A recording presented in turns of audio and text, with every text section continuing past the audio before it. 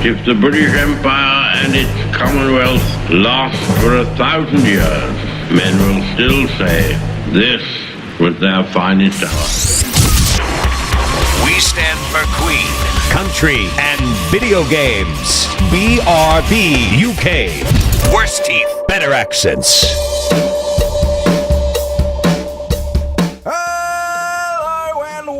Welcome to episode 303 of the Big Red Barrel UK podcast. I am Coleman. Hi! And by me saying hi and me being the shouty one who does the intro and the numbers and all that jazz, that means Dan is not here! You are not a Dan. No. It has been confirmed. No, Dan is still survey moving. says yeah, Dan is no still... Dan. Stop talking while I'm talking.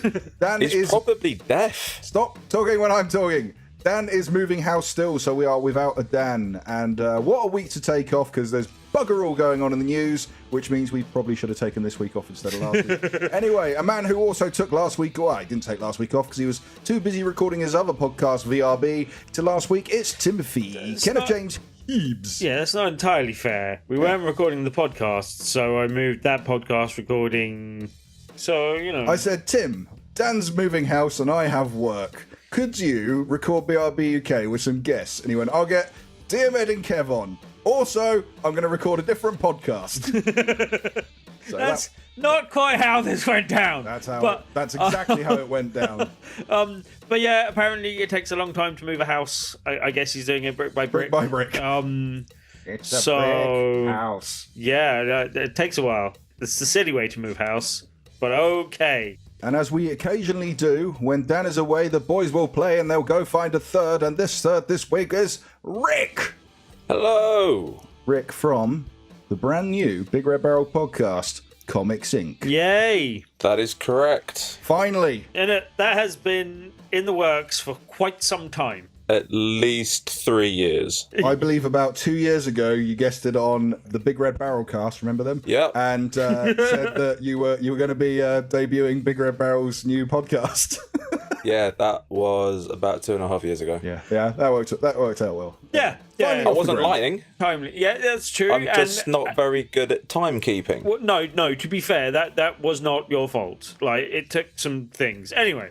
I'm glad that was recorded with you saying that. Yeah, I feel vindicated now. Yeah, you're good. Yeah, a good chance to get you on and say hello anyway, but also a good chance to plug your new podcast, which, yeah, I thought was really good. I spoke to you about it the other day, obviously, but yeah, just to say more publicly, it's nice to finally have a comic podcast to kind of complete the kind of set of, you know, a lot of the stuff that we do, basically, and it's nice to have three knowledgeable people talking comics, and I can listen and gain some knowledge. And yeah, I'm really enjoying it. I'm really enjoying it. A lot of stuff that I can't talk about personally, but I absolutely loved it. And I enjoyed shouting at my headphones that I'm trying to debate back, but it just doesn't work like that. And as well, we've got two people with brand new podcasts. So it's the right time for me to talk about my brand new podcast. It's called Big Red Barrel Presents Coleman Loves Men in Sweaty Tights. It's my new wrestling podcast, and it's me and just me, and I'm going to talk about nothing but Macho Man Randy Savage for 4 hours a week every week. Okay. Cool. Now, one of the podcasts just mentioned isn't actually happening. Guess which one? Oh man, I was really looking forward to a comic book podcast. Yeah, we're not that nerdy. Anyway. Yeah. That's everything of the intro and things, so we should start off and do headlines. But we don't got any headlines because nothing of interest is really happening this week. But we did get sent a suggestion, a bit of a topic of debate on Twitter by our listener Pete Linzell. So I thought we'd give this one a chat over. So you may have noticed a attention-grabbing headline in the Daily Mirror, yep, they still exist, about the 17-year-old son that was turned to suicide because of Fortnite. Well, I remember a time I used to believe the front page headlines of tabloids, but you know. I remember a time when I used to read printed type. I remember a time when I used to be able to read. So the headline was, Teens Video Game Hell. Fortnite made me a suicidal drug addict. Of course it did. Yeah, and a big attention-grabbing headline. And I believe I saw this tied into the recent news that we spoke about. Not that recent now, but not that long ago. We were talking about news of the description of a video game addiction being an actual thing. And this headline was then tied into something this week where they were talking about an actual clinic in the UK that is opening to deal with video game addiction. And they use this as like their source as to why they're doing it. So interesting, whether the story is true or not, that's now up to debate, because as we've learned this week, it's been pulled apart, this story, and it all goes down to the guy who wrote it, who is he puts himself down as an editorial assistant or something? No, what was it? More closely associating him with an actual title, contributing editor, I think. Contributing editor. Contributing something. Yeah, that's what this guy puts down. Matthew Barbour, he puts himself as a contributing editor for whatever publication he's trying to get stories about. It turns out he's a freelancer. And he has been caught several times, according this time. He puts out inquiries to try and get stories for whatever he's writing about. It is not unusual. A lot of people do it. Offers monetary compensation. Back when he was writing about Pokemon Go, it was a £100 fee. For Fortnite, it was a £300 fee. And he's always looking for something specific that he wants to write about. So in the Pokemon Go case, he wanted to write about anyone that's been affected by Pokemon Go in a negative light, if it's affecting their sleep, their relationships, their work, and what have you. Before, he was writing about tattoos, and he wanted to link them to cancer. He wanted to know if tattoos were causing cancer, and he would give an undisclosed amount for those stories. And in this case, Fortnite. So Eurogamer actually managed to get hold of the email that he sent out, and he was specifically looking for child Fortnite addicts, where he urgently wants to speak to the family where a child has become addicted to Fortnite, and he needs this to be as strong as possible. Case study can be anonymous, and he can pay a £300 fee and also fully credit any clinical therapist that's involved. Now, the story in question, written by this guy, it's been brought into debate because, one, he pays people, he's openly admitted in the email, it has to be a strong thing. You can be anonymous. Yeah. That doesn't really have to be any backup, some would think, maybe. Maybe it doesn't. It could be a complete load of codswallop. And in this case, it could be this, because the person who wrote this on Eurogamer, Wesley Impel, so he contacted Barbour and asked if the following questions. The teen in the story, if they suffer from any diagnosed or undiagnosed mental health problems at the time of the suicide attempt. In the story, it mentions that they had access to amphetamines. He wanted to know how they had access to amphetamines. The story claimed that Fortnite made the teen debt-ridden. He wanted to know if they could explain that further. Who was he in debt with? By how much? How he got into debt with Fortnite. He wanted to know how he found the family of the teen who attempted suicide, and also if he could confirm that the teen was paid for their story. And the response was, "Am I now being paid to provide these answers?" So no, didn't give any answers. And that seems a bit like avoidance, in my opinion. A little bit. So I've been talking a lot here. I'll let you two guys jump in, especially. And anyone in Fortnite, either of you two played Fortnite thus far? No, not to any significant degree. No, well, not at all, in fact. That's no significant degree. Well, no, I thought I might have played it at a preview thing, but I don't think I have. Okay. I think I've watched gameplay of it at various different times, not necessarily through my own choosing. Well, your wife plays it, so. But and I've seen bits hit there, but also they tend to have it in the background at loading when I'm doing tabletop on the screens and stuff.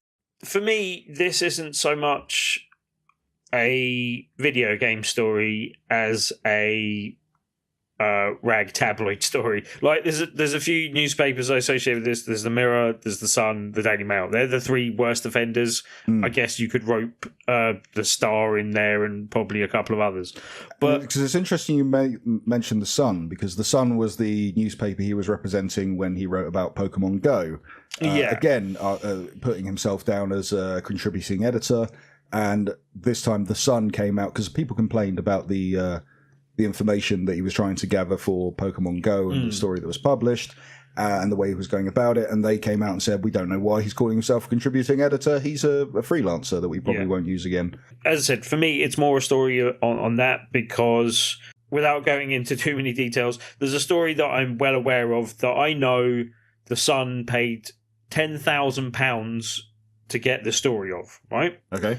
They interviewed the person in question, and it was someone that was their other half was more famous than they were, without going into any other details, basically. Okay. And so it was a kind of, expose story thing, or that's what they were looking for. And basically, they interviewed the person that they were paying the money to. They paid £10,000 for this information, yeah? Then, the reason why that I think they paid her that much is because she was doing it non-anonymously type thing. Her details and her name and stuff were free game, basically, kind of thing. And in the article, after interviewing her and gathering this information, they got her name wrong, her age wrong, her occupation wrong, and every other single detail and quote completely and utterly wrong. Wow. And so I'm like, if they're prepared to do that in a situation where they're paying 10 grand for the situation, for the information, what are they doing when they don't care even less than that kind of thing? You know what I mean?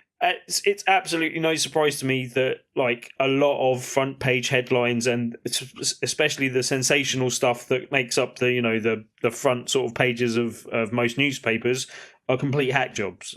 That's not surprising to me at all for these papers, basically. And I'm not saying that that's the way for every press thing out there, but in my experience, and that's the worst case that I've known about with someone that I know, kind of thing, and someone that I know well enough that wouldn't bullshit me about the details, kind of thing. But in every other circumstance I've had to have an interaction with those particular papers that I mentioned, they've all been not quite as bad as that, but almost as bad as that. And and the fact that this is how they go about getting some of the information, and just not only that, as a video gamer, to turn it back on that, as a video gamer, you've only got to see the amount of headlines like this that you think, well, that's yep. But people aren't that stupid. You know what I mean? There's going to be one topic or one industry or one thing that the mainstream or these kind of newspapers are talking about that you know well enough about to go, well, that's simply not true.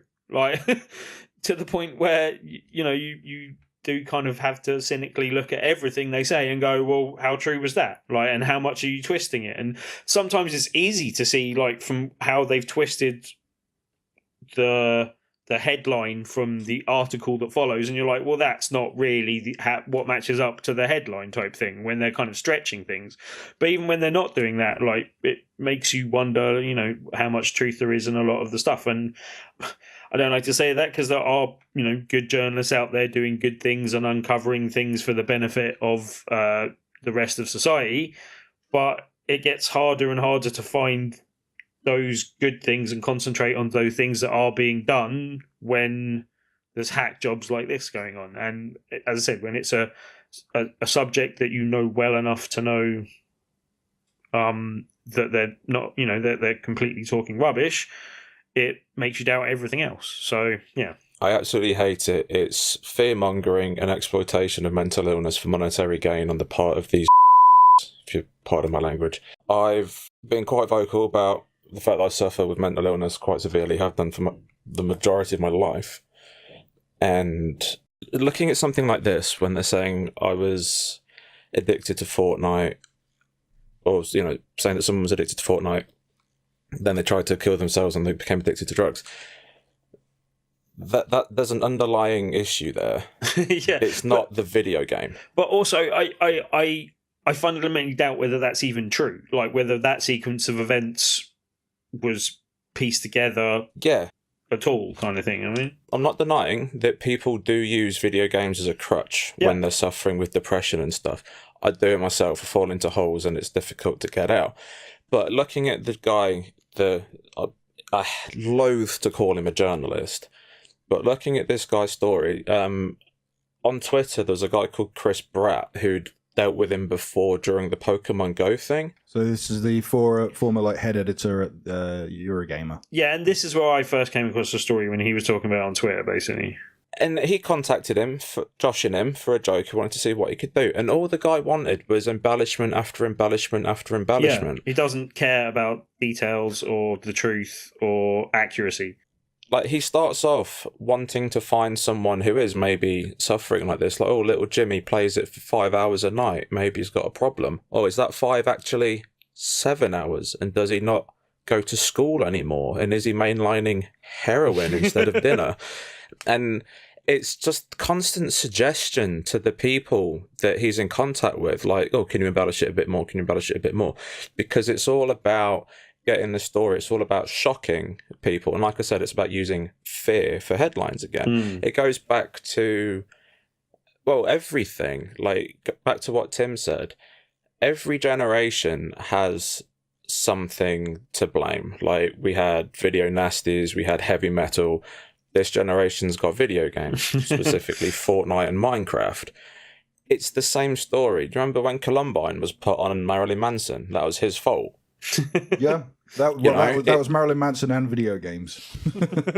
It's that thing again, and it's just, yeah, it just makes me angry and frustrated to see that, like, our hobby, which we love and we know, enjoy it, take your time with it, just, you know, everything in moderation. But it's the same with everything. It's everything in moderation.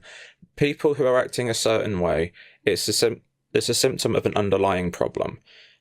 Don't exploit it. But it's also, and that's all this is. I think it's also basic human nature to form habits and do things habitually and fall into the patterns of doing things on a regular basis, kind of thing. So, and anything that you like, you tend towards doing more of. And yeah, you know what I mean? Like, after that dopamine hit, we're just rats with wires on our heads. Clicking that button. Yeah, basically. I'm repeating myself, but stories like this just infuriate me. They really do, because yeah, it's rubbish.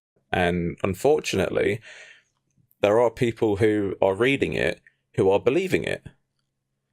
And I'm not going to insult people who read The Sun and the Mail, because frankly I'm above that, as are you guys, hopefully. But there's a certain person that does read those papers and does read those headlines and just believes it as gospel.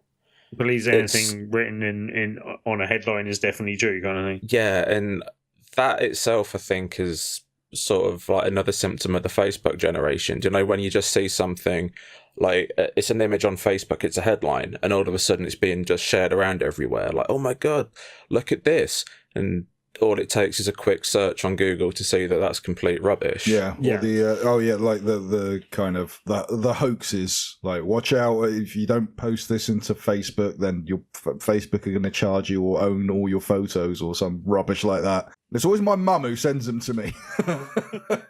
Mum, sort it out. And even to a lesser extent, there's one going around at the moment that's a quote from Samuel L. Jackson saying, if we stop giving money to these mumble rappers and give them to teachers, then maybe we wouldn't have such a doomed generation, or something along those lines. He never said that, but someone just took a quote, put it on his Twitter profile, put it on Facebook, it's gone viral. All of a sudden, Samuel L. Jackson, he's got a plan. And it's like, no, he never said that, but people, because they see a familiar face, something they trust, in this regard the newspaper that they read, it's a source that they trust, so they're going to look at it and believe it without questioning it, and that's dangerous. The perfect encapsulation of social media, and good example of this, is a Tumblr page that was called Quotes from Taylor Swift, and it was pictures of Taylor Swift with nice quotes on them, right, and people were sharing them all over Tumblr, until the creator then changed the name to what it should have been called, Quotes from Hitler on Taylor Swift photos. I'd like to think that is the perfect encapsulation of people sharing on social media. So the moral of the story is question everything.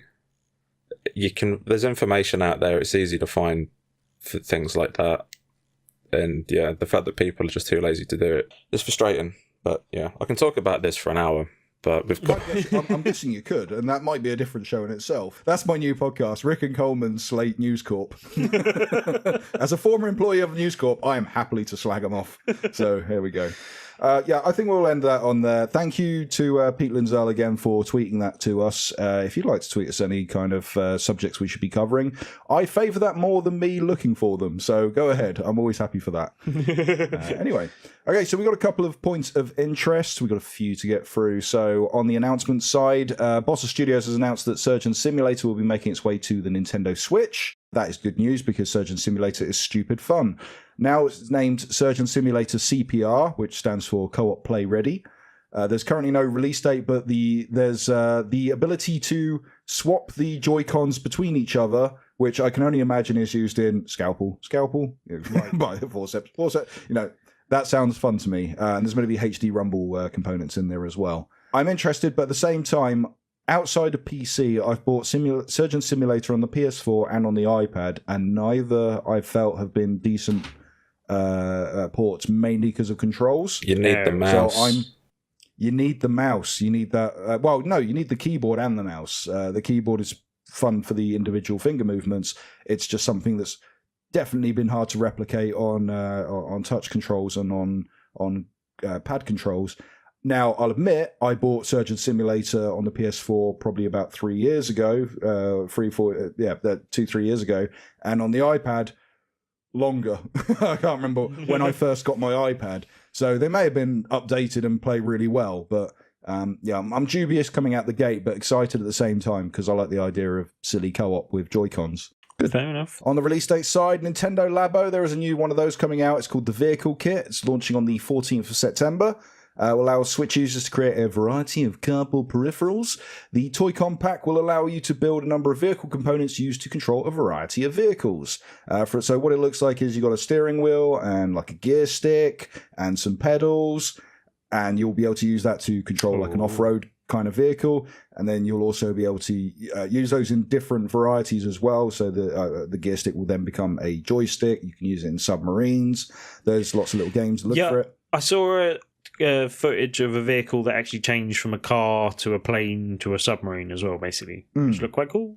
With being used with this little steering wheel and then switching to like different sets of vehicle components when you switch from one type to the other. So yeah, look cool. Yeah, and the interesting part of Joy-Con, after we've seen with Mario Kart and the motorbike steering thing, I'm pretty sure at some point they're going to patch this for Mario Kart, because that would be awesome. Like an actual sit down, use the pedal. It's the closest we haven't got any plastic peripheral proper steering wheels anymore. We might as well settle for the cardboard ones. And just while we've been recording, I've seen the story of there is in Japan, they are releasing an official Nintendo Labo cardboard coating spray that coats your cardboard Joy-Cons, Toy-Cons, which will protect them from hand sweat, oil, and grime. Costs about $15.30, so about 10 quid. I guess that was a problem then. I'm guessing so. I have not played any Labo yet. I've been invited to. I need to go do that and report back, so we'll have a look. Artifact, the Dota 2 influenced digital card game from Valve, is set to release on the 28th of November on Steam. That's going to be on PC, Mac OS, and Linux. And then later in 2019 on iOS and Android devices. If you remember, if you don't know what Artifact is, it had the card game. It had the greatest reaction to a game being revealed I have ever seen in my life. And by greatest, you mean most hilarious, disappointed sounding. A big auditorium full of people, super excited to see what Valve's got in the works. From Valve, creators of Half-Life, Portal, they were going, yeah! Comes a card game. Oh, that was awesome. It was almost the same reaction this year with the Gears of War pop game. Oh my days. Yeah. Yeah, a few updates this week. For Honor's next season, Season 7, Storm and Fury, try say that when you're drunk, has launched today, yesterday after this podcast comes out, I guess, for PlayStation 4 and Xbox One. The update brings a new map, major hero reworks, and an updated ranking system. Ooh. And interestingly, if you've not played For Honor and you own an Xbox One, it's the games with gold this month. Yeah, a good time to jump in as well, because it'll hopefully be the one time where a lot of new people are jumping in, and that would make it better. And apparently it's considerably better now than it was when it launched. It's just been getting better and better and better. And it was pretty good when it launched, so hey. Tim could comment on that if you bother to play it. Well, yeah, well, that's true. How's that investment working out for you, Tim? Yeah, all good.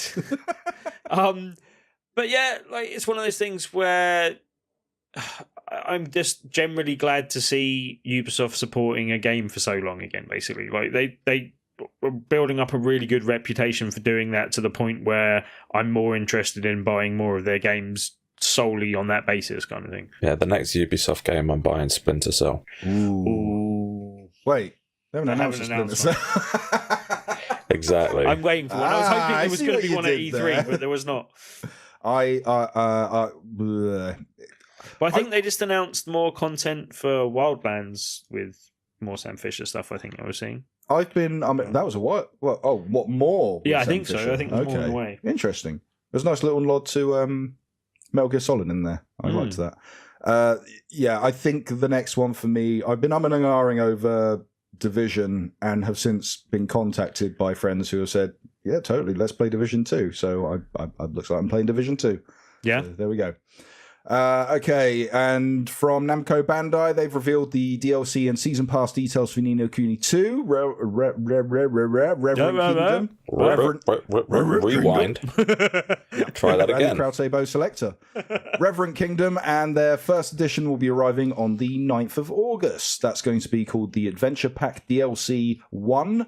It will be available free to all players and adds additional floors to the faraway forest cave, 2 new bosses, Blackheart and Zeta, and new quests that will be unlocked after completing the game's story. Then there'll be DLC 2 that's going to be released sometime in the winter. That will be available to all season pass holders, which is currently priced at $15.99, and will feature a brand new dungeon that will see your party facing increasingly stronger enemies while trying to reach its deepest levels. And then the last one is going to be released sometime in 2019, expected early 2019, and that will only be available to season pass holders, but will contain a new story expansion. Yeah. Why have we not played Ni no Kuni 2, Tim? I really should have. We both enjoyed it. I both really I like the game. I like the previous one. I didn't play enough of the previous one. I've played even less of this one. Is it in the PlayStation sale? Possibly. Who knows? Has no one noticed that this is exactly the same thing that Zelda Breath of the Wild had? Yes. It's exactly the same. But me and Tim have played Ni no Kuni 3 times, probably in preview now. I've really enjoyed it, and I really want to play it, and I just haven't got round to picking it up. I just haven't carved out as much time as I would need to give to it to, get into a good chunk of it, basically. What you need, Tim, is you need to be unemployed. Then you'll have time to play an RPG. Good plan. Can confirm, have been unemployed, played a lot of GTA 5. Okay, so lastly, Forza Motorsport. Turn 10 Studios has announced that this week they'll be removing prize crates, its version of loot crates, from Forza Motorsport 7, most likely due to the upcoming winter. Additionally, Turn 10 will not be bringing paid tokens, which were included in previous former games, to either Forza Motorsport 7 or October's Forza Horizon 4. Good news. Most probably more issue with people starting to cack themselves over impending loot box apocalypse. Loot boxopolis. There's got to be a better word for that, and an easier pronounceable one. There is no better word for that. Boxopolis. Luke's Boxopolis is the best. Sounds like some kind of metropolis for Luke boxes. Also good. Which I like to call Overwatch, anyway. Oh, it was on sale, $29.99. I'll have a look at that after the show. Okay, so that is all the news we got this week, and now we are going to do the What We'd Done Played. So Dan/Rick, as you've put on the agenda. Thanks, Rick. Dan Rick sounds like a death metal band. Now, we've both got 2 each. I reckon do one, and the next person does one, the next person does one, and then go back round. Yeah. And also I get to say do one and get away with it. It's quite funny. That's good. Revolutionary and expletive. Yes. So, Rick, you've been playing Shining Resonance Refrain. Yes, I have. It's a new RPG by Saga, and it's the first game in the Shining series that we've had in Europe in the last 10 years, if I'm not mistaken. I know that book and movie. It's very good, but very odd at the same time. So the mechanics are great. It's a third-person adventure game, RPG, obviously. It's a little bit like the Tales games. So you're running around the field, you see the enemy, you run into them, starts a fight, you're in an arena, but then it's real-time combat. You've got an AP bar, so you can't just spam attacks. You've got your magic bar, your magic points refill when you do a physical attack. So the combat's very aggressive, but it's very fast and very fluid. It's a lot of fun. The story walks the line of like really good fantasy and then just really cringy anime. With how cringe? Just like, because I do like some anime cringe, but sometimes it does go over kilter. Is it enjoyable cringe, like Digimon? It can be, but then it kind of goes in. Sometimes it goes into the what's it like, fan servicey type thing, where the main character's like, oh, I can't do the thing, and all the girls are like, he's so lovely, and like you get one of the characters. She's a knight princess, and she's awesome, but she's missing a plate of armor on her breasts, and it just looks weird. I was going to ask a question, but you've answered it. Seriously, man, she's armored up to the nines apart from there. And she's like, I'm going to be the leader of all this stuff. And he'll ask her something and she'll be like, oh my God, he's talking to me. What do I do? And it's like, oh God, I hate this. But there's some really cool twists and turns in the actual main story. The combat system's great. It doesn't run great on the PS4, which is my problem with it. I haven't tried it on the Pro yet, but on the regular PS4, when there's a lot going on in battle, like everyone's popping off spells and there's explosions and stuff everywhere, the frame rate just comes to a standstill. And it really kind of pulls you out of the experience because of how hectic the combat's supposed to be. When that happens, you're like, well, I guess I'm waiting now. But I'm almost 30 hours into it. I think there's 8 chapters. I've just started chapter 7. And so far, if you're a fan of action RPGs, fan of the Tales series, fan of Ys 8 Lacrimosa of Dana, which came out last year and this year on the Switch, definitely pick it up. If you can stand the cringy parts of the story, this is definitely a game to sink your teeth into. I have a question. Yes? Say I'm a complete idiot. You're a complete idiot. Thank you. Hey. Thank you. That's the end of the show. Just for that one joke. So say I'm a complete idiot who's never played any of the Shining series. Yep. Do I need to go back and play them before this? Am I going to get enough enjoyment going in blind? Or should I be going back anyway for the hell of it? It's related in name and name alone. There's certain themes and stuff which are shared over, like the Dark Dragon and things. But the original Shining Force was turn-based strategy RPG. This is action thing. The story doesn't continue over. You're fine. If this is the first one you've played, it's incredibly accessible. Okay. And full price game? Yes. Yeah. Oh, what's interesting to note as well is it's called Shining Resonance Refrain. Shining Resonance came out on the PS3 in Japan, so this is the first time that this game's been over here. It's called Refrain because there's 2 modes on it. There's original and Refrain mode. Refrain mode is basically just the same story, but it's got the Japanese DLC in it. So if you haven't played it before, you can play original, but if you have played it on the PS3, play Refrain mode, get the DLC characters in it, experience the story a little bit differently. I thought Refrain mode was just going to be like without combat. Just hold off. Just waifu mode. Have a chat. Waifu. Yeah. Okay. I can't believe he's talking to me. My favourite one is the goes internal monologue of the guy. He goes, oh my God, she's looking so hot today. And then she turns and looks. He goes, ah! And then it does the kind of boing noise while the camera zooms in and out of his face. That's my favourite anime moment. Tim. Yes. You've spoken before on the show about the Banner Saga and the Banner Saga 2, so I think it's only right that in quick succession we should talk about Banner Saga 3. Yes, well, I have played them in fairly quick succession because I've been playing them for the first time on the Switch. Anyone that's been listening before knows that I really enjoyed the first 2.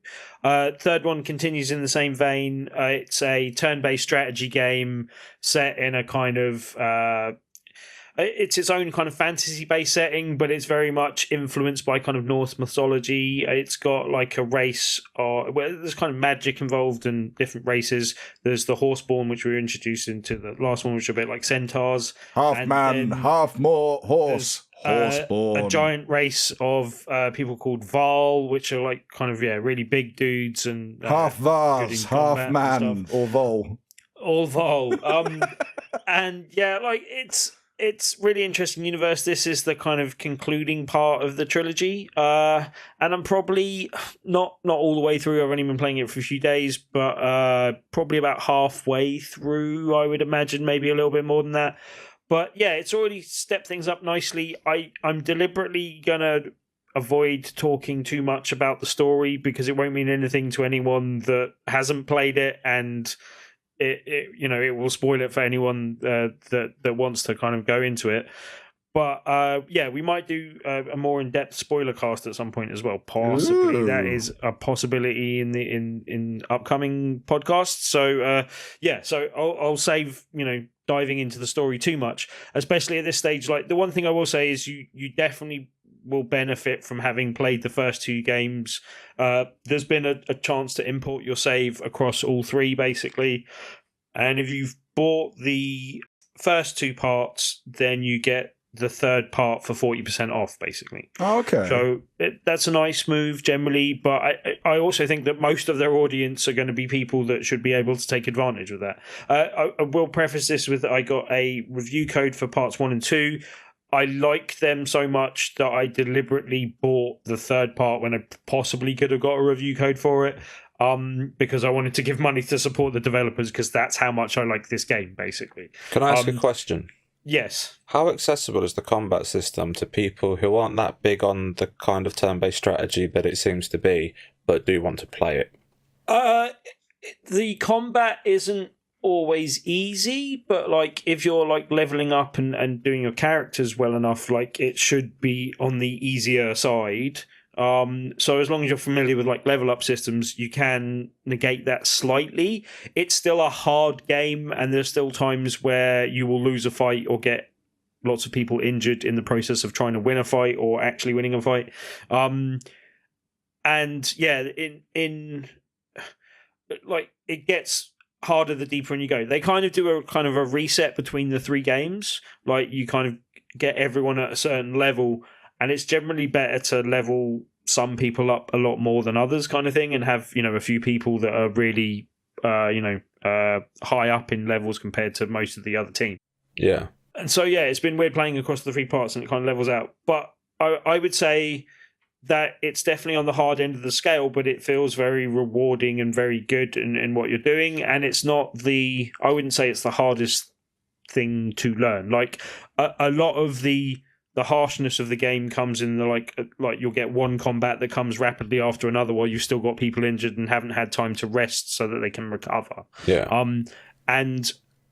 But then also like the management of actually what's going on and the choices you make in the story. Like I made a choice in the story that I didn't realize the consequence that it would have. I was thinking that I could get away with lying to someone to keep them happy, but by saying what I said to them, I off like a whole base of people that I really didn't want to piss off. That's an excellent show. And yeah, like it's one of those things where the management of the situation and what's going on, like it feels kind of relentlessly on top of you a lot of the time. It's not the most. It's kind of almost an oppressive feeling, but you get the feeling relief as you get through things and get through combat. But yeah, I would say it's not the world's most accessible game, but it's one that's so good that it's worth actually delving into. If you've got like a passing interest in this type of game, this is a pretty good example of that. And yeah, like really nice art style, really interesting universe and story. And yeah, like it's continued to ramp up the story and some of the mechanics as it's gone through the three different parts of the game. So that's one, like, whereas, the disadvantage of possibly leveling down makes the progression from one game to the other lessen slightly. It's heightened by what they've been able to do, like technically between the parts to make it more interesting and stuff like. One of the main additions for the third part is there, and it's not too much of a spoiler because you're told this fairly early on. There's now kind of events where you can get to choose to carry on at the end of combat or not, whereas before you generally sort of just finish combat and you're either successful or not. This, you're like, right, okay, how many people you got left? Now you can bring in some reinforcements and swap out the people that you've got in. Do you want to carry on? And you carry on to the point where you fight one wave with a boss, and if you defeat that boss, you get like an extra good basically, I can't remember what they call them, but they're bits of equipment that everyone wears that kind of gives them, good advantages in combat generally stuff. And yeah, like that's a nice addition and works quite well. It works quite well in terms of gameplay. It's a bit fiddly in terms of like UI and swapping in and people out. That feels a little bit clunky. Feels like they kind of, did their best to add it on to what they had a little bit kind of thing.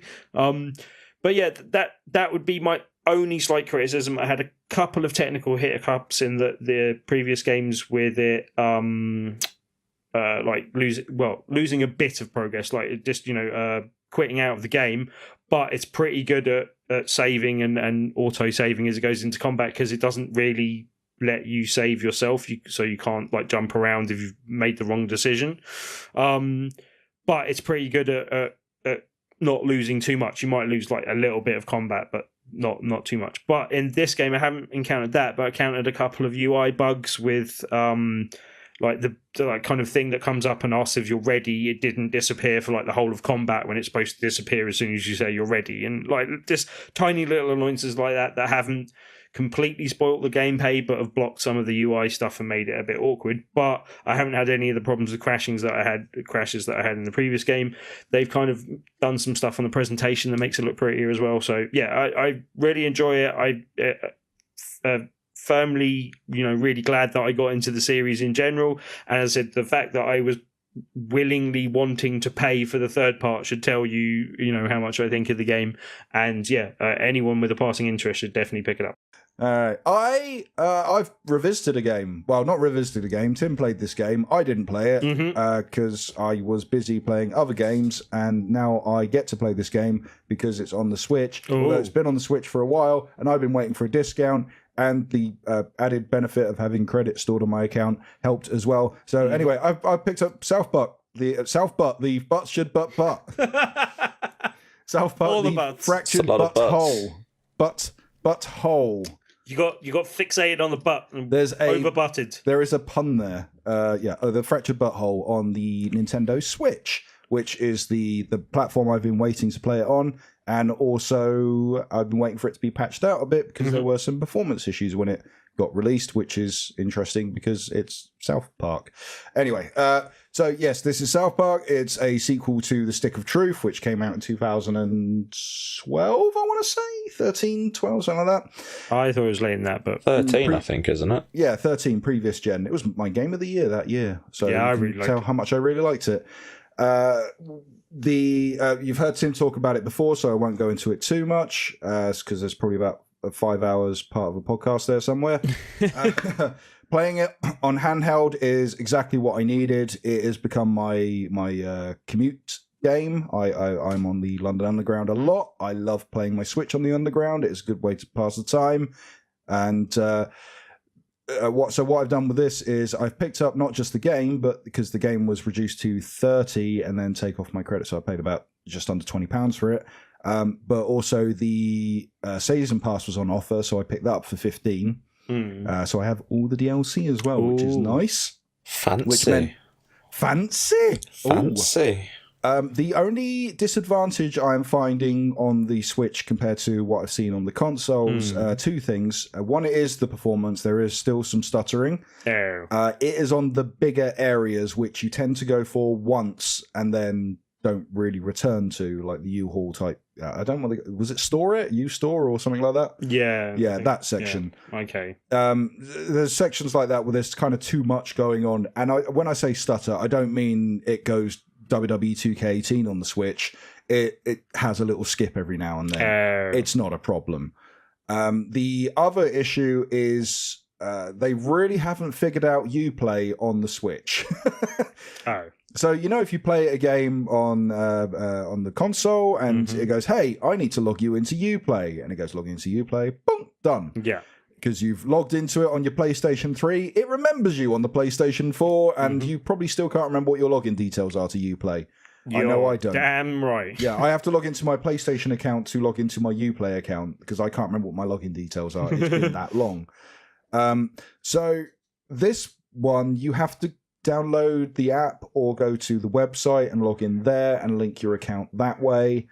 And then once you do that, you can pick your rewards and stuff through the app or through your desktop. And then you can load up the game again and pick up your rewards that you've unlocked. Not a big problem. Bit of a fiddle when, you're taking this out on the move and you haven't got an internet access to download something. That's not a big problem. But again, and it's adding extra steps to something that I'm not used to having extra steps added to. So right, yeah. I've been spoiled with one hand and then taken away with the other. You're spoiling yourself with one hand, did you say? Very much so. Fractured Butthole, if you've not tried it out for yourself, the Switch is a worthy platform. Go pick it up. It is super cheap they keep sticking it on offer on PC, on PlayStation, on Xbox. So they are the preferred platforms for price.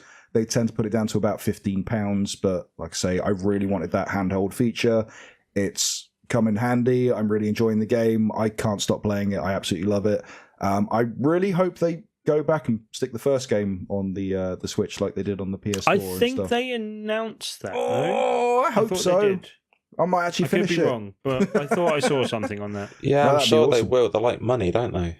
Yeah, that's also true. Everyone likes money. Exactly. I like money. Okay, Rick, what is your second game?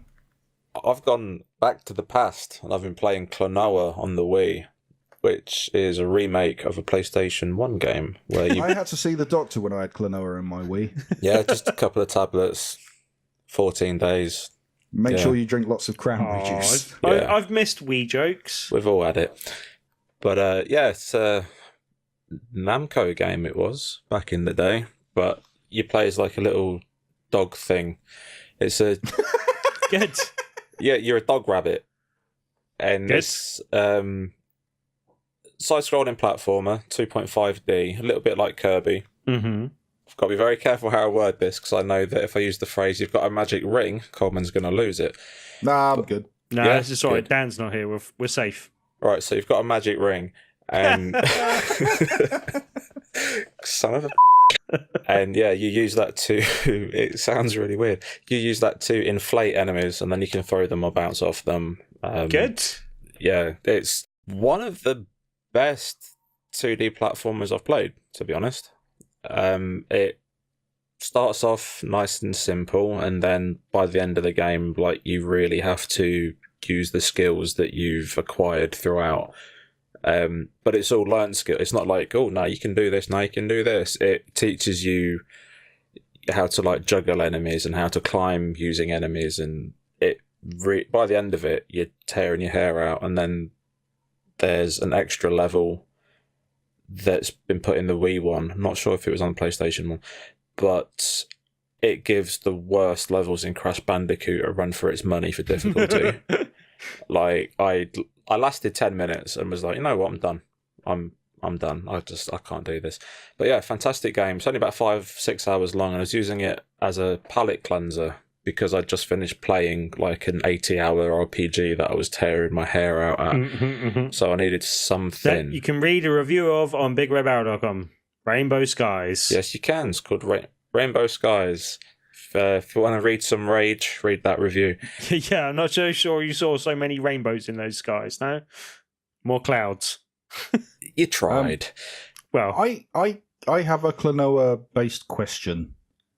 So is on the Wii, is this the version that was out on the PlayStation, or is this I say new game, but not a new game because it's on the Wii? Was this an individual title for the time, or was this a port? It's a remake of the PlayStation version. Oh, cool. So the graphics have been completely updated. So it looks considerably better. And the thing is, it still plays the same. It's still really responsive. It plays just as well. It's got English voice acting in it, which was a bit But then in the settings, you can switch it back to the original PlayStation. Okay. Kind of Japanese mixed with gibberish. I have a question. Yep. It handily also brings us up to the present from the past that we are currently in. Do you think this would be a good game to be re-released on the Switch? Yeah, definitely. Let's start the campaign now. Okay. The thing is, it's not that far removed either, because this one is on the Wii, obviously, but I think there's one title on the Game Boy Advance which you can get on the Wii U, on the Virtual Console. Okay. So, yeah, they have a history of having multiple titles on Nintendo platforms, so if it doesn't happen eventually, it's stupid. We've yet to really see a solid notion of what Nintendo are doing with their online platform and their retro games. Suing everyone. Suing everyone and making sure no one can play. Yeah, well, I think we might see more after the release that online thing. Interestingly, if you're in China listening to this podcast and you're using the Shield Android TV device, where Nintendo are porting all their Wii titles in HD to, this is available. So there you go. Oh, good. And it looks lovely. So, I've been playing Jurassic Park Evolution. Is it good? Right. I don't know about you guys. I heard mixed things about this. Can I tell you what I heard? Yes. Because I don't like this. So this is a park builder and a business management sim type thing. Which you don't like. Two genres I'm not fond of. Used to play them as kids, never got along with them. Okay. As a kid. Anyway. No, you were multiple kids at one time. But every time I see this game, and I'm not interested. And then every time I see shots of this game, I go, yeah, but look at the dinosaurs. But you get dinosaurs. I want a T-Rex. And there's like music when they come out of the thing for the first time. They merge into your park. I tweeted out something to that effect, and I've been told by people who have picked up the game that it's good. You should definitely give it a try, but it's not worth full price. Bang on the money, Coleman. Wow. Okay, so Tim doesn't need to talk about this game. Yeah, pretty much. Like, I will just say that, like, there's elements I really like. I like these type of games. I like this type of genre, and the Jurassic World kind of license speaks to me as well. Jurassic Park, generally, sort of thing. I love the license. But yeah, like that's really good, and the fact that park builder with dinosaurs, that's a good formula for me, basically. I also played a lot of a very similar-ish game on the mobile at one stage. They had a free-to-play version of this type of game, and it almost feels like a grown-up version of a free-to-play game, basically. Like, it's nice and shiny in places, and there's a few places where you're like, oh, it'd be really nice if it let me do. Oh, it does let me do that. Oh, that's really interesting. Oh, that's quite cool. Like, you can take part of, like, you can take over control of one of your ranger jeeps that you can just send out on missions to, like, go resupply feeders or go medicate things for you and stuff like that. Or you can take direct control of them and actually drive around the park yourself and go do it yourself, which is quite cool. Likewise, there's a helicopter, an APU, I think it is, basically, that you unlock kind of later on as a bigger building, but you can then use that to react to dinosaurs escaping from enclosures and stuff like that, basically. And yeah, if you're a fan of that license, it does a really good job of kind of replicating that. There's lots of... It sounds like the original voice actors have done some lines for it and stuff, basically. I know Jeff Goldblum has, because they put a big old press release about that. And there's other, like, the scientists type people and all that from Jurassic World. Also, if you want to advertise your Jurassic Park game, then Jeff Goldblum's going to be reprising his role as Ian Malcolm, yes. isn't it? Yeah. They know how valuable that is, and with good reason. That's a good way of getting people in. Then putting in the press release, he will be reading the dialogue for the tutorial. That immediately turned me off. You want to put down the fence? Yeah, that's not quite how it comes out. He does like the introduction for each island, right? And he does like a bit of voiceover here and there. Like, it is dispersed and like used kind of sparingly, but like any more than that might get annoying anyway, type of thing. Like, it's done quite well in that regard. Like, all of those type touches and all of the kind of references to the dinosaurs they have in the park and stuff like that. Obviously, you have to get through quite a few levels to get to the point where you've unlocked all the dinosaurs. You're generally sending teams off for digs to uncover fossils and then trying to extract the DNA from those fossils. And you've got like a series of buildings that you need to kind of run those processes through, basically, and then enclosures that you build with creation labs that you can spawn dinosaurs from, basically. And yeah, like it's really good in a lot of ways. I said, like, with giving you control, and I quite like what it's doing. There's a few elements that feel a bit tacked on and a bit like they're there just for the sake of it, like being able to mess around with the economy of your shops and stuff doesn't seem to provide that much benefit, so it doesn't seem really worth interacting with. And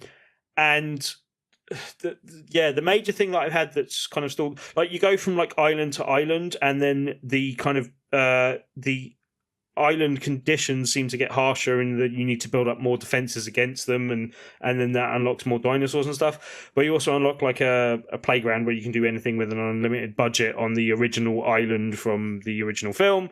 But it's like a series of the 5 islands, and you're kind of unlocking your path through there. Like the one thing I'll say is that, yeah, like I had a weird technical issue that I may have solved, but it seemed to be that like one of the pads that I have, and the one that I generally favour, that I think is my newer pad, seemed to have a massive issue and would just randomly occasionally stop giving me the ability to use the D-pad. Now, that doesn't sound major, but the D-pad is how you bring up your build menu.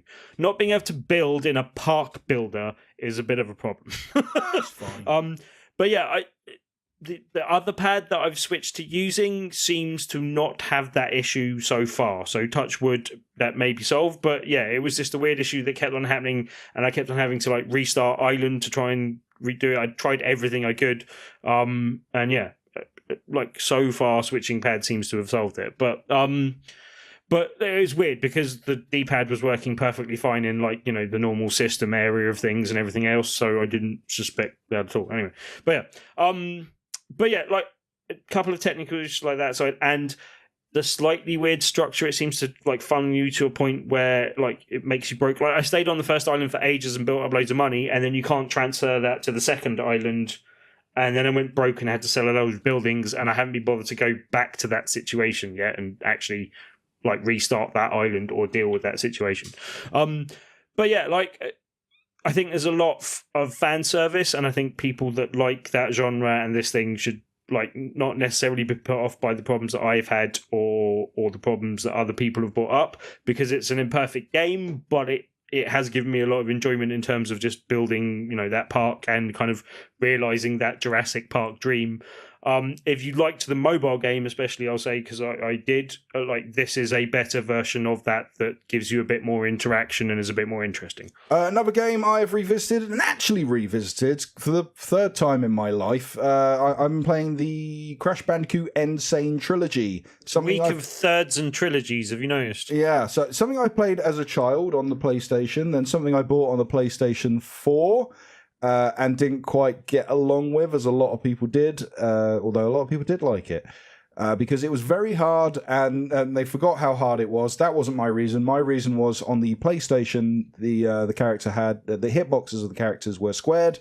On the new generation, they are circular, and it makes landing on platforms incredibly difficult, because you think you've landed and you just slip off into the abyss. So that wasn't very fun for me. Did I miss you saying the name of this game at any point? Yeah, Crash Bandicoot, the Insane Trilogy. Good. And you made a joke about trilogies.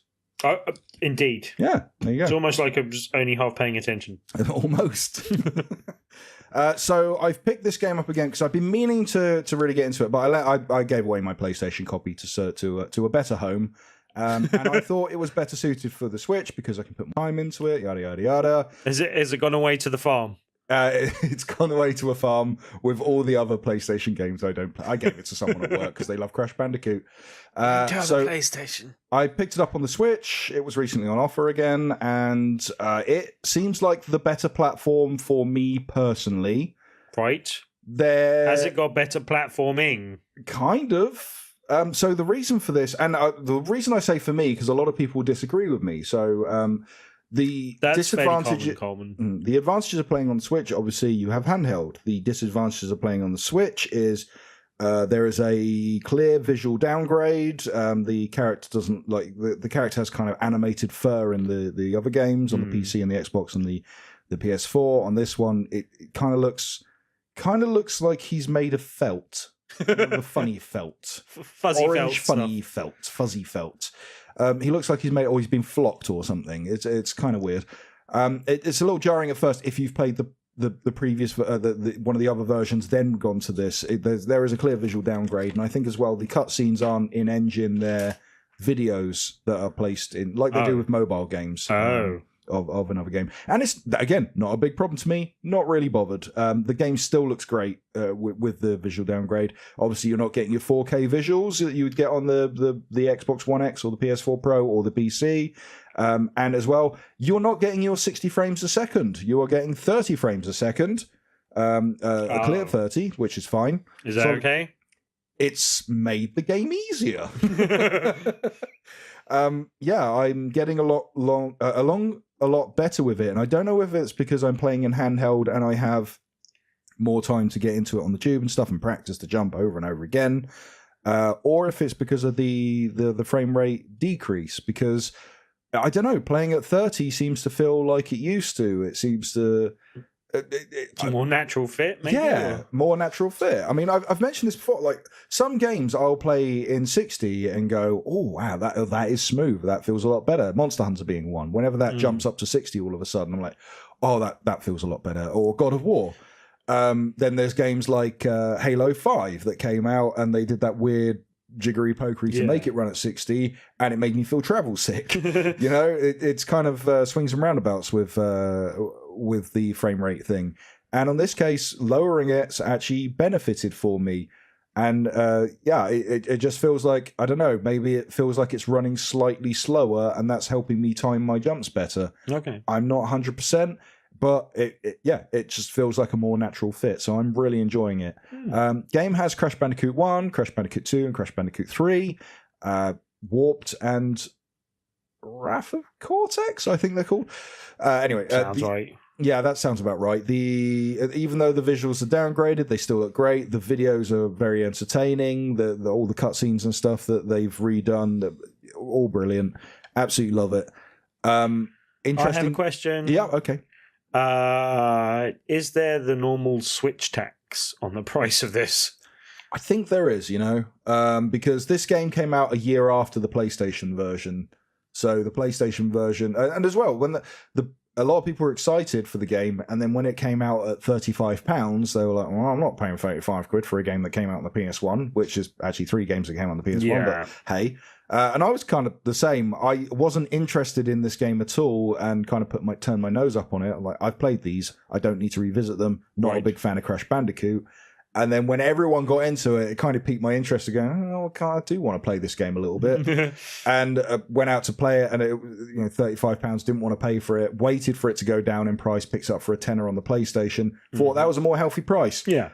I think I've paid 25 on the Switch, and I'm not disappointed. Okay. Because I'm really enjoying it. If it had been exactly my experience on the PlayStation, where I picked this game up and gone, I'm not getting along with this.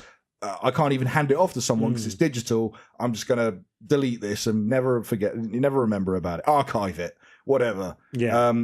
I would have been more annoyed, but because I'm really enjoying it, I'm happy paying that price. I absolutely love it.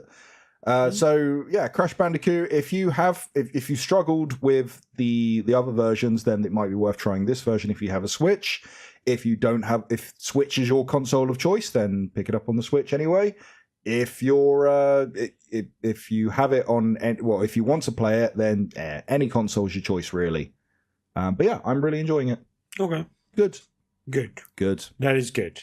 Right, so we have reached the end of the show because everyone has to go away and do things. Tim has to go play more Jurassic Park or Banner Saga. Probably Banner Saga. Rick has to go get a coach, and I'm off to Rome. So anyway. Oh. Yeah. There you Fancy. go. But Tuesday is a Tuesday, and Tim wants to talk about Tuesday. his pants. Oh, sorry, Tabletop Tuesday. Can we not talk about my pants? All right, we'll talk about your pants. What kind of pants you got on? Batman. Oh, Batman. Oh, Batman. I didn't know they made pink Batman pants. Crotchless. You've never lived. Oh my God. Is that crotchless naturally, or did you make that yourself? Homemade. Okay. So anyway, Tabletop Tuesday, Tim, at the loading bar in Dalston every Tuesday. Really good way to lead into that. Anyway, I thought so. Attention grabbing. That is true. Much like your pants. Much like my pants. Don't attention grab my pants. Anyway, yeah, like for anyone who doesn't know, each and every Tuesday we have a different feature game. If you come along and play that tabletop feature game that evening, you have a chance of winning a copy of that game at the end of the night. We have a creator coming in. We had a creator in a couple of weeks ago, got another one in this week, and a few more in the coming weeks as well. It's a good time to come along and meet some creators of games in the next few weeks. This week's game is a kind of returning game, but it's an interesting one because anyone knows kind of friend of the event and us in general and Big Red Barrel, Bez, who owns a company called Stuff by Bez, makes a variety of games. It's a good name. Yep, that's straight on the nose. I like it. But yeah, he frequents some of our events generally anyway, and is coming along to actually show off his game this week. And basically,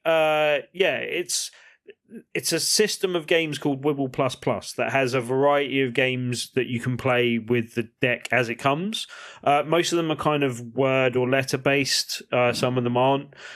Basically, he'll be showing off Mickle and Muckle. Mickle is a kind of solitaire based kind of version of the rules, and the Muckle is the kind of multiplayer version of it. So I'll be showing that off. I think there's a Muckle tournament he's planning on doing, and he's going to be showing one of his upcoming games in an early form as well. So yeah, definitely worth coming down for and having a go on. And if you play Wibble Plus Plus at any point throughout the evening, you can win copies of Wibble Plus Plus throughout the night, or well, at the end of the night when we do the draw about 10:30. If you want more details, you can check them out on bigredbarrel.com on the top left-hand corner of the site, or come join our meetup group on meetup.com, search for Tabletop Tuesday.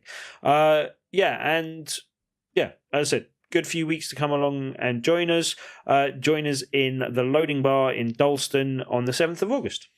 Excellent. So that is, 7th of August, loading bar, Dalston, London. Be there and bring some sexy pants for Tim. No. He loves to see your sexy pants. Just walk up and go, Tim, look at this. You're Scottish in this scenario, person. Hey, look at my pants, Tim. No. Is my accent more offensive than Dan's or less? Equal? Can they be equally offensive? I think so. No, okay. I mean, mine's generalisation. Dan's is more an impression of John. Yours sounds more like, a rough Scottish guy, whereas Dan's sounds more like super grand. Look at my pants. Yeah. You're more Begbie, he's more super grand. Oh, Begbie, yeah. All right, I'll take that. Okay. But before we go, we have a couple of shout-outs to give. So, from the forums, Tim? I would like to thank Mr. Stealthy Joe, who also joined us at Tabletop Tuesday this week. And, it was very nice to see you, sir, and prop up the bar with you for a bit of the evening. And on Twitter? I'd like to thank Mr. Will Driver, Mr. Bushing Cat, who said nice things on Twitter this week, and Gabrielle, and also Mr. Boisterous. Thank you very much for getting in contact. A long-time listener since SG days, he said, and maybe ending up in the UK for a board game thing, a game called Clask, which we featured a few weeks ago. So I hope you're going to come and visit us at Tabletop Tuesday. It would be nice to see you if you do get over to the UK, sir. Nice. Yep. Also, Bush and Cat wanted to know if Dan will replace Destiny 2 with No Man's Sky. We don't know because he didn't bloody turn up for the show. I'm going to answer for Dan, and yes. Yes. I'm going to say no. It may be why we're not seeing him now. He may be stuck in No Man's Sky. And Gabrielle wanted to know, Gabrielle wanted to let us know that he bought No Man's Sky on our recommendation. Indeed he did. So thank you for putting your trust in us, you fool. Now we have the power. Do you want to do the other half? Yeah, we'd also like to give a shout out to Pete Lenzel, Robs0211, Nelly, and Norman Wazir. Norman Wazir.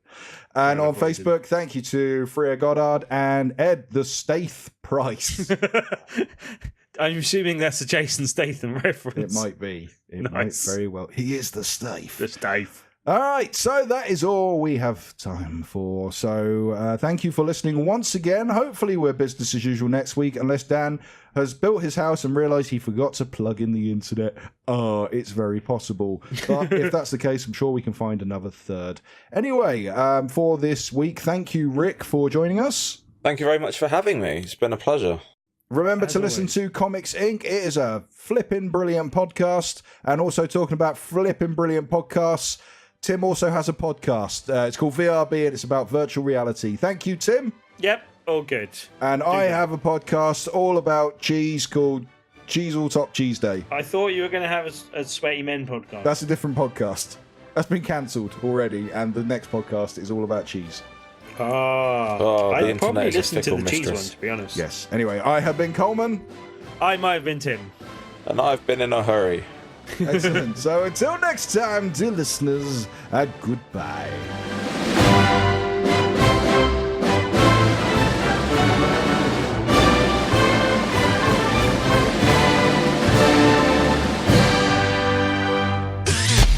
You and your ears are quite welcome. For the podcasting goodness that you just heard. Why not roll on over To BigRedBarrel.com. for more podcasts? News, reviews, and videos from the biggest, reddest site on the internet. BigRedBarrel.com.